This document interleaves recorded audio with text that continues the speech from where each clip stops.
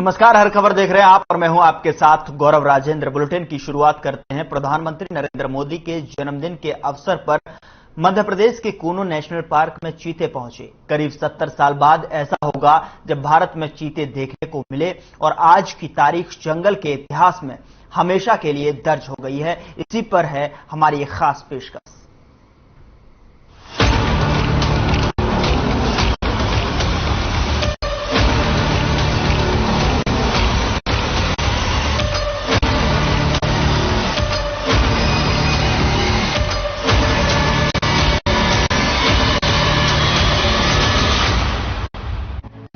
मोदी के जन्मदिन पर चीतों का तोहफा क्यों है खास? कूनो नेशनल पार्क में चीतों की वापसी। 70 साल के बाद जंगल की सत्ता में परिवर्तन। क्यों पड़ी चीतों को वापस लाने की जरूरत? भारत सरकार ने 1952 में चीतों को विलुप्त घोषित मान लिया था। भारत सरकार ने इसी साल 20 जुलाई को चीता रीइंट्रोडक्शन प्रोग्राम के तहत नामीबिया के साथ 8 चीते लाने को लेकर करार किया था। नामीबिया की राजधानी विंडहोक से कस्टमाइज्ड बोइंग 747-400 एयरक्राफ्ट पर इन चीतों को भारत में मध्य प्रदेश के कूनो नेशनल पार्क में लाया गया।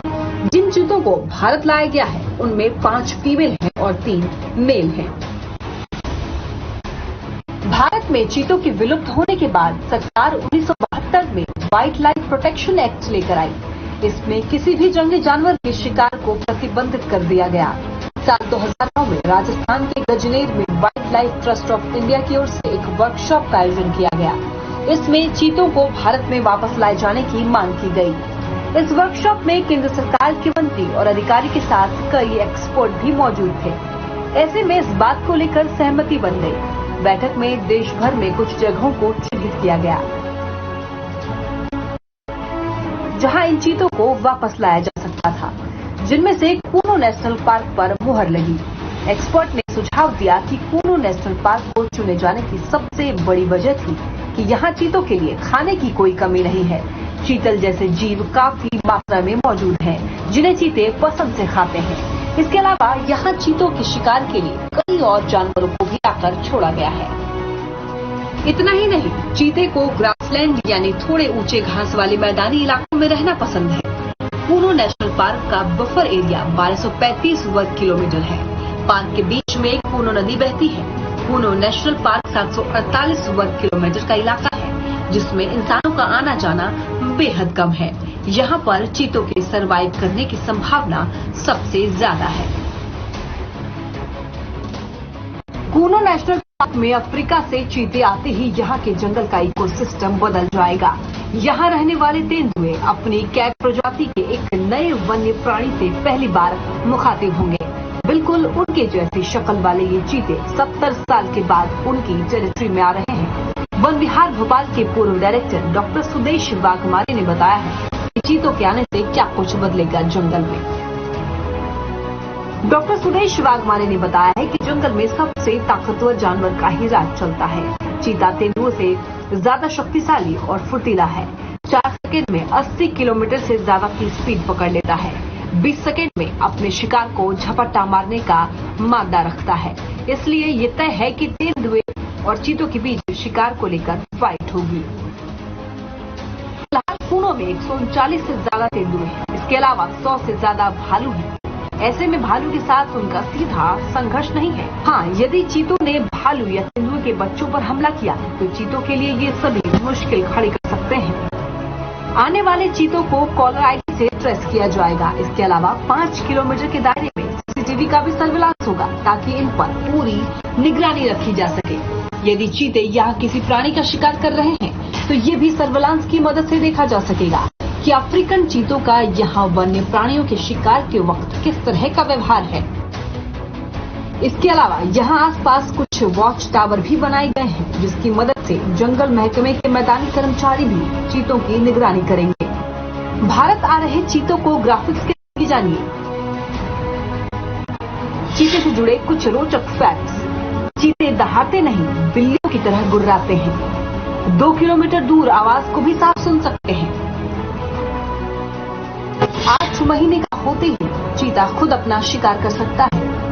शिकार के समय छिपने के लिए शरीर पर बने स्पॉट का सहारा लेता है। चीते के शरीर पर औसतन 2000 से ज्यादा स्पॉट होते हैं। 3 हफ्ते में ही चीते के बच्चे मीट खाने लग जाते हैं। चीते दिन में ही शिकार करते हैं। नाइट विजन कमजोर होता है। एक चीते के आमतौर पर 3 से 5 बच्चे होते हैं। चीता का वजन 36 से 65 किलो होता है। एक चीता की औसतन उम्र 10 से 12 साल की होती है।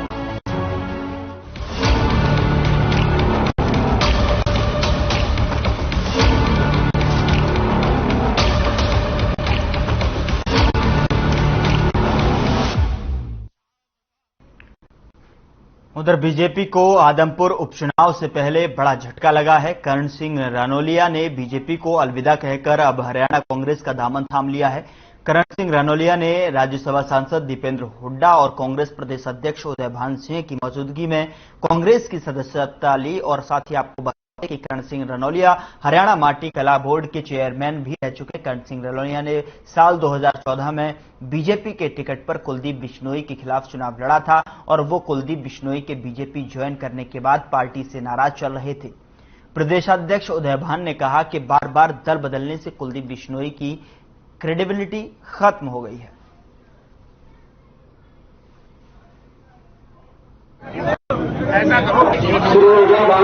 आज कांग्रेस संघर्ष में है, विपक्ष में है। सत्ता पक्ष की तरफ जाते हैं और जब सत्ता पक्ष से जब विपक्ष की तरफ आते हैं तो इसका सीधा सा मतलब है कि लोगों के अंदर बदलाव है। और खास करके आदमपुर हल्के में कुलदीप बिश्नोई की जो क्रेडिबिलिटी है वो पूरी तरह से खत्म हो गई है लोगों के दिमाग। एक तो बार बार दल बदलने से, दूसरा कि कोई आदमपुर की बात कभी विधानसभा में ना रखने से। एरिस्टोक्रेट आदमी है, अभी पिताजी का उनको लाभ मिलता रहा, लेकिन अब जिस तरह से उनका जो व्यवहार रहा है उससे लोग काफी कुपित भी हैं और दुखी भी हैं। जैसा कि आप जानते हैं कि आदमपुर का जो चुनाव है, उपचुनाव, वो अभी डिक्लेयर तो नहीं हुआ, लेकिन वो उसने दस्तखत दे दी। तो ऐसे में बाकी तो आपके प्रश्न होंगे तो उनका उत्तर देंगे, लेकिन ऐसे में हमारा मानना है कि चुनाव कांग्रेस पार्टी जीतेगी। उसका कारण है कि प्रदेश के लोग बदलाव चाहते हैं। प्रदेश के लोग इस सरकार से, हर वर्ग इस सरकार से विमुख है।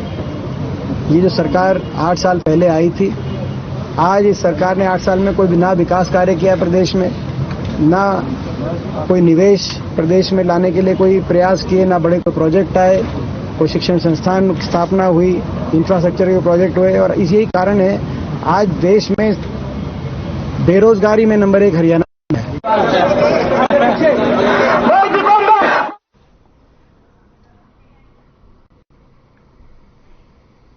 उधर बवानीखेड़ा के पुरगांव में आम आदमी पार्टी के विधानसभा कार्यकर्ता सम्मेलन में शिरकत करने पहुंचे आप आदमी पार्टी के राज्यसभा सांसद सुशील गुप्ता का कार्यकर्ता ने पगड़ी पहनाकर स्वागत किया। सम्मेलन में कार्यकर्ताओं को संबोधित करते हुए डॉक्टर सुशील गुप्ता ने कहा है कि मौजूदा सरकार की शिक्षा नीति बदलाव को तानाशाही बताते हुए और व्यवस्था परिवर्तन करने के लिए लोगों से आम आदमी पार्टी का साथ देने की अपील की है। इसी के साथ उन्होंने कहा है कि पंजाब में होने वाले उपचुनाव का असर हरियाणा की राजनीति पर भी पड़ेगा। आदमपुर चुनाव हो या फिर पंचायत राज चुनाव हो, आम आदमी पार्टी सभी चुनावों में जीतकर हरियाणा को विकसित करने की कोशिश करेगी।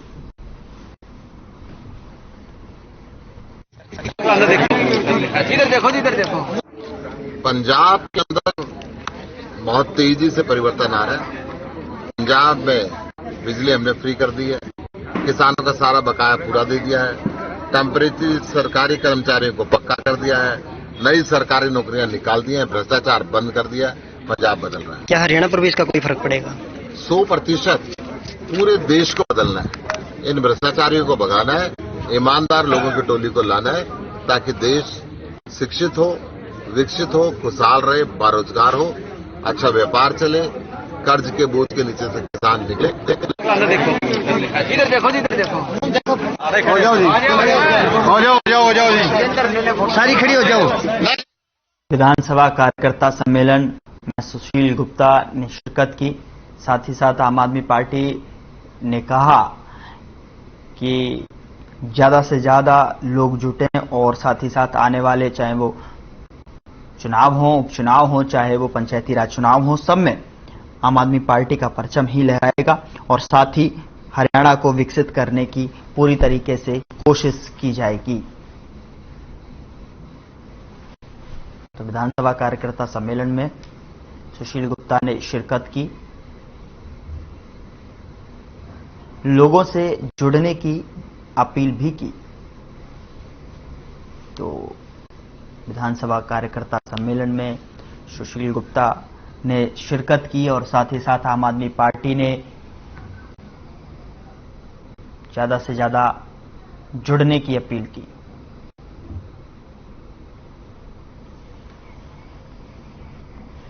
उधर फरीदाबाद सीएम फ्लाइंग टीम लगातार राशन डिपो संचालकों के साथ की खाद्य पदार्थों में मिलावट करने वालों पर नकेल कस रही है। अपने इसी अभियान के तहत सीएम फ्लाइंग टीम ने फरीदाबाद के बल्लभगढ़ में 3 डिपो पर छापा मारा। छापेमारी के दौरान डिपो में 192 क्विंटल अनाज गायब मिला। मामले की जानकारी देते हुए सीएम फ्लाइंग के एसीपी राजेश चेची ने कहा कि मामले की जांच की जा रही है और भ्रष्टाचार करने वाले डिपो संचालकों के खिलाफ उचित कार्रवाई की जाएगी।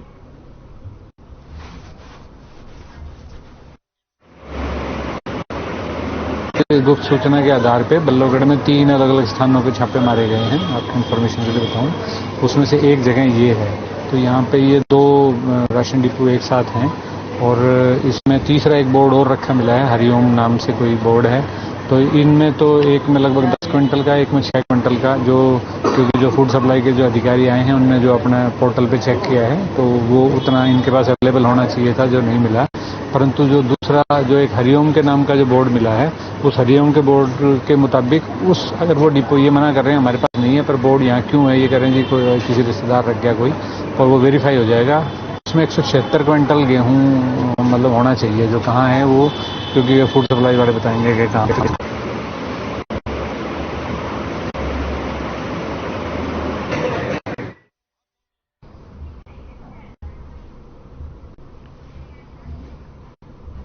खबर जुलाना से है, जहां सरकारी स्कूल में बियर पीने का मामला सामने आया है। मामला जुलाना के बूढ़ाखेड़ा गांव का है। ये वही गांव जहां से बेटियों को सम्मानित करने की शुरुआत हुई थी। यहीं से पूरे जुलाना ब्लॉक में पुस्तकालय खोलने का काम शुरू किया गया था। ग्रामीणों ने बताया कि गांव के ही राजकीय वरिष्ठ माध्यमिक विद्यालय में छात्रों से बियर मंगवाई गई। वहीं गांव में स्कूल स्टाफ की लापरवाही को लेकर पंचायतों का दौर जारी है।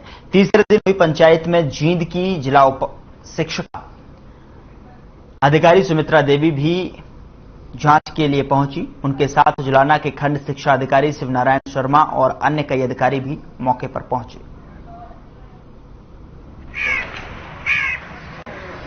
मामला जो सुनने में आया, पंचायत ने अपनी बातें रखी और स्टाफ ने बताई, हमने उनकी स्टेटमेंट ले ली है, आगे हम विभाग को लिखते हैं। क्या लगता है आपको ऐसा काम है कि यहाँ बीयर पी के बच्चों द्वारा आपके स्टेटमेंट देखने से तो बोल रहे हैं, जो उनकी भी सुनी, उनकी तो इसमें सच्चाई कितनी होती है आगे हम रिपोर्ट देख के पड़े। ये मामला तो यही था कि जो बीयर आना था, यही मामला चले था, इसी में चले। तो आज क्या फैसला किया गया है? आज फैसला ये है जी, बीओ साहब आए थे और डिप्टी डीओ आए थे, इनको यही दिया कि 5 दिन का अल्टीमेटम दिया है।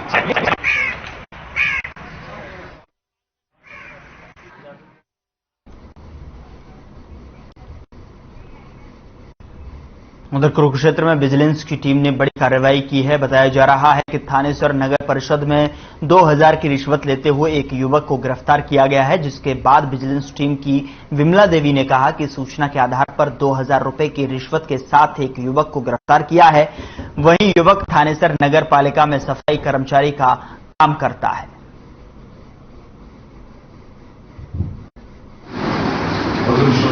हमारे पास शिकायत आई थी एक राजन सन ऑफ नरेश कुमार, गांव हिसाब, वो सर नगर निगम में हेल्पर का काम करते हैं। तो उन्होंने शिकायत दी थी कि मेरी गैर हाजिरी लगा रखी है उन्होंने 20 दिन की, और मैं पूरे महीने की पे दे दूंगा आपको, आप 2000 रुपये मेरे को पैसे दोगे तो उसमें सर उनको वो पैसे लेके आए और उसके रेड के लिए पार्टी तैयार करके हम रेड पे गए सर। वहाँ पे तो रंगे उन्होंने पैसे लिए और जिस उसमें हमने उसको गिरफ्तार करें। को परसों पीपल गए हुए थे हम, इन्होंने बोला मेरे को भाई तेरी 20 दिन की एब्सेंट है, बता कैसे करेगा तू।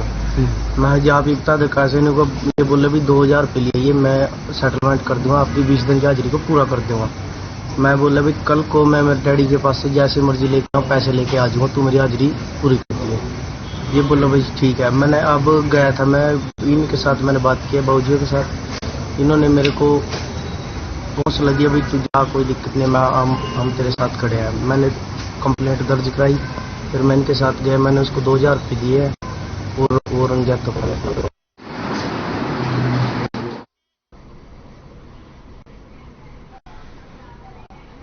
उधर हांसी पुलिस ने व्यापार मंडल के अध्यक्ष प्रवीण तायल पर हमला करने वाले 7 लोगों को गिरफ्तार किया है। पुलिस ने गिरफ्तार आरोपियों पर मुकदमा दर्ज कर मामले की जांच शुरू कर दी है।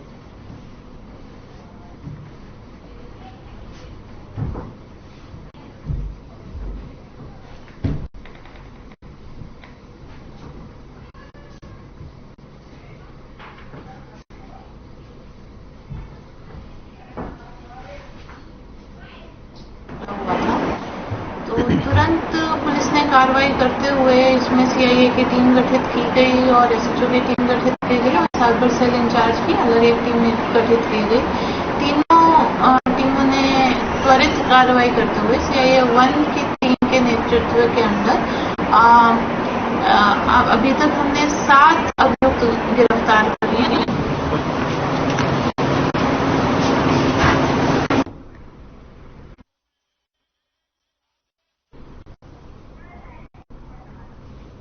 सात आरोपियों को गिरफ्तार किया गया है। बता दें कि पुलिस को कामयाबी मिली है जिसमें कि 7 आरोपियों को गिरफ्तार किया गया है। व्यापारी नेता पर हमले का पूरा मामला था जिसमें कि यहां पर पुलिस को सफलता हासिल हुई है। 7 आरोपियों को यहां गिरफ्तार किया गया है। जिन आरोपियों ने हमला किया गया था पुलिस को उनको पकड़ने में सफलता मिली है।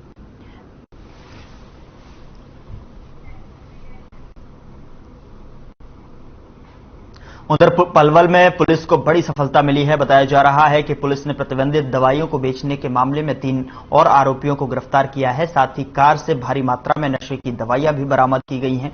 आपको बता दें कि मुखबिर की सूचना पर ड्रग कंट्रोल विभाग और हरियाणा नारकोटिक्स कंट्रोल ब्यूरो की टीम ने छापा मारा था।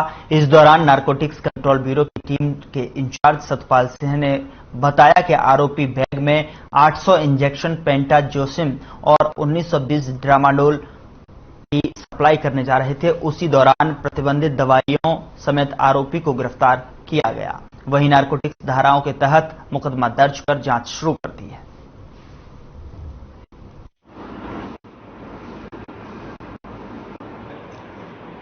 9/8/2022 को रसूलपुर गांव में हीरालाल उर्फ हरीश को गिरफ्तार किया गया था, जिसकी केमिस्ट की दुकान थी और वैगनार गाड़ी से काफी दवाइयां नशीले इंजेक्शन बरामद किए गए थे और उसके पूछताछ में आया था कि सोनू टप्पल से मैं दवाइयां लेके आता था और उसी को गिरफ्तार करके सोनू टप्पल को गिरफ्तार करके उससे पूछताछ की गई। उसको माननीय अदालत में पेश करके 2 दिन का रिमांड दिया गया तथा अलीगढ़ से 2 और जो नशीली दवाई सप्लायर थे उनको गिरफ्तार किया गया है।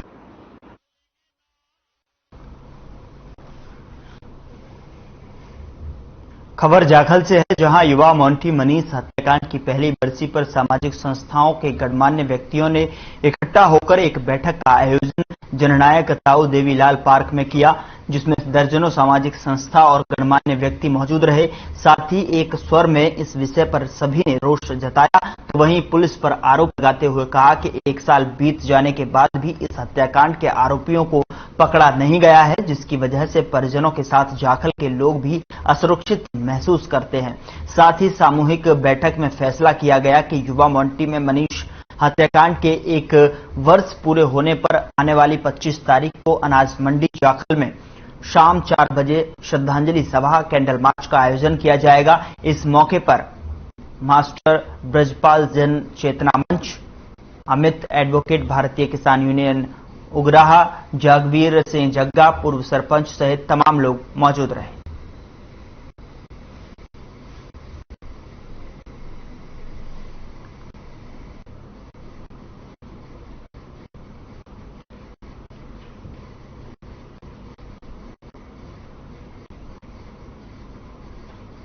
आगे बढ़ते हैं। कालावली में स्थानीय नेताओं ने आम लोगों के साथ स्कूल के सामने प्रदर्शन किया। इस दौरान सरकार के खिलाफ जमकर नारेबाजी की। साथ ही उन्होंने कहा कि राजकीय प्राथमिक स्कूल में पिछले 57 साल से स्कूल में शिक्षकों की कमी है और सरकार ने कभी भी इस ओर ध्यान नहीं दिया है। आपको बता दें कि स्कूल में करीब 450 छात्र पढ़ते हैं और इस स्कूल में 12 शिक्षक हैं। वहीं अब भी 8 शिक्षकों के पद खाली हैं।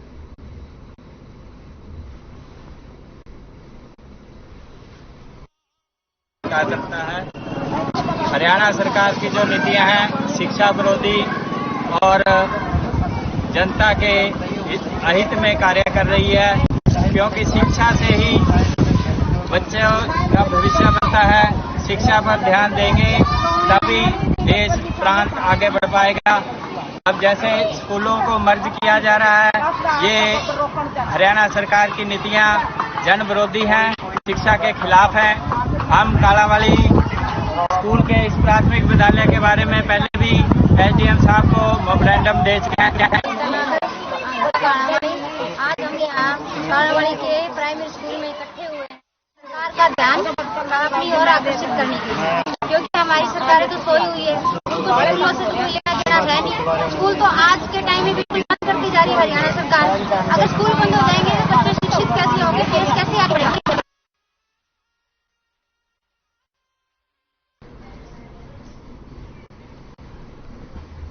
फिलहाल बुलेटिन में इतना ही। आप देखते रहिए हर खबर।